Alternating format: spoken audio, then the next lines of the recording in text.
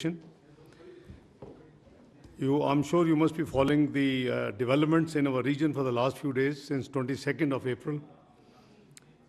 We would be sharing, three of us. I'm joined by DG ISPR, Lieutenant General Ahmed Sharif, and my colleague, Mr. Shafqat Ali Khan, spokesperson and additional secretary for MOFA.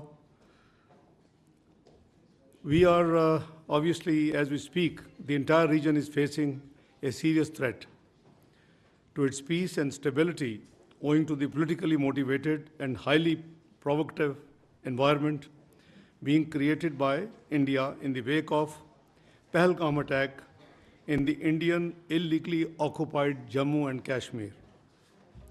The purpose of this interaction is to brief you about these developments and to share Pakistan's concerns at the highly irresponsible and destabilizing Indian actions and statements.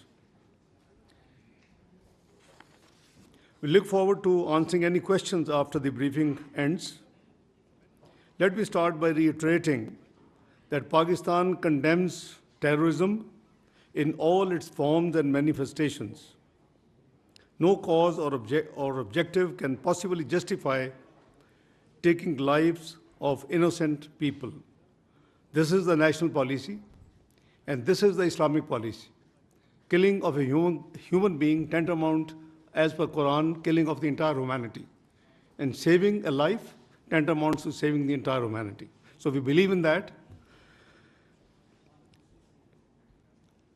Let me say that targeting of innocent civilians is surely deplorable and condemnable. And this is happening in many parts of the world, and we have been subscribing our views and our policy everywhere it happens. We are concerned over the loss of lives during the Pahalgam attack. We also extended our condolences. Being a victim of terrorism itself, no one can feel the pain of those impacted by this scourge like Pakistan. Ladies and gentlemen, as the member of the UN Security Council, Pakistan constructively engaged with the other members on the press statement which is issued by the UN Security Council on the Pahalgam incident in the Indian illegally occupied Jammu and Kashmir.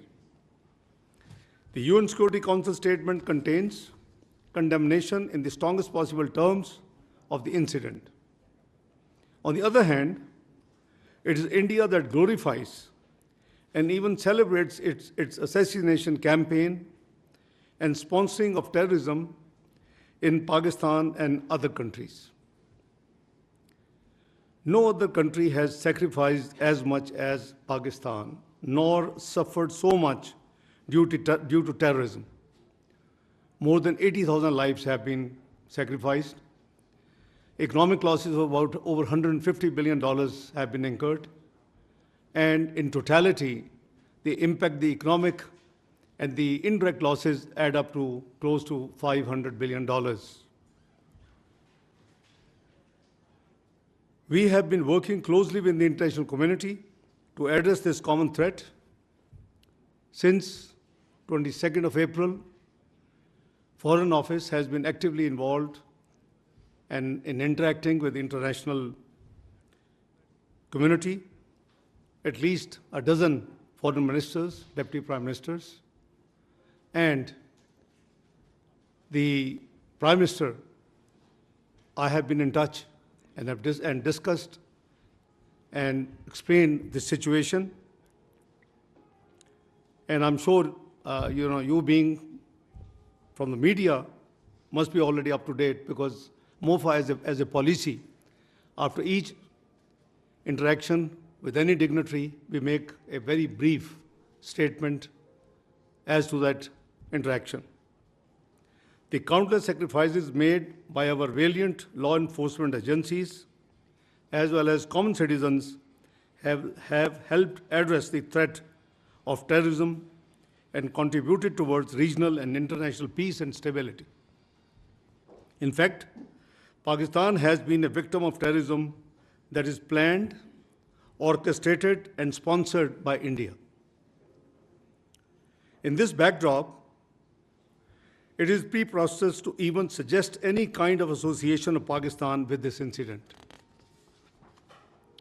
The hype that is created on each and every incident in India seems to be deliberate and choreographed. It is unfortunate that India continues to weaponize unsubstantiated accusations and allegations as part of its disinformation strategy for narrow political ends. This is not the first time that India has resorted to such tactics. They have done it before and they have resorted again to the same what they did in Pulwama incident and earlier ones. In fact, this has now become a very familiar template aimed at diverting attention from India's inability to suppress the inalienable right of the Kashmiris to self-determination, its security failures in illegally Indian-occupied Jammu and Kashmir, as well as its decades-long state terrorism and oppression. To distract the international community's attention from the horrors of what's happening in the Indian illegally held Kashmir, India deliberately raises tensions with Pakistan.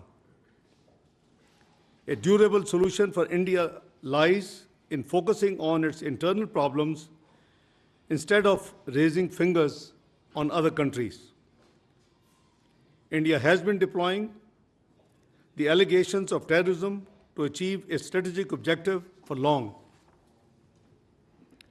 India has a history of using the excuse of terrorism for introducing draconian laws to suppress the innocent Kashmiris in the Indian illegally occupied Jammu and Kashmir and to defy the UN Security Council resolutions, bilateral agreements, and international law.